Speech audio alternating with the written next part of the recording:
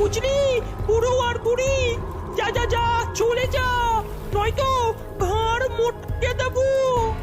ভয় পেও না তুমি, এই দেখো না, শুকনো লঙ্কা পরিয়ে দিই, শাকচুন্নি বাপ বাপ বলে পালাবে।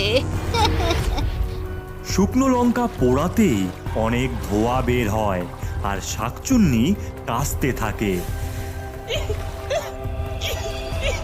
তবে রে, তোদের এত বড় সাহস! তবে দেখ, বেরিয়ে আয়, অস্ত্রধারী কঙ্কাল ভূতেরা, শিক্ষা দে এদের। শাকচুন্নি এই কথা বলতেই চারিদিক থেকে নানান কঙ্কালের দল কড়াইয়ের মধ্যে ভাসতে থাকে আর কচু পাতার বাড়ির দিকে যেতে থাকে।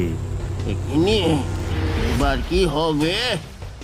ওরে বাবা রে, শাকচুন্নি রাগ করো না, আমি তোমার সুস্বাদু খিচুড়ি আর ইলিশ ভাজা করে খাওয়াবো, আমাদের ছেড়ে দাও।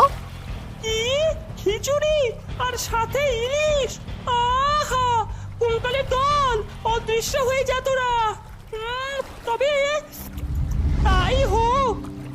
হ্যাঁ, শাকচুন্নি, তুমি আমাদের বাড়িতে চলে এসো, আমরা একসাথে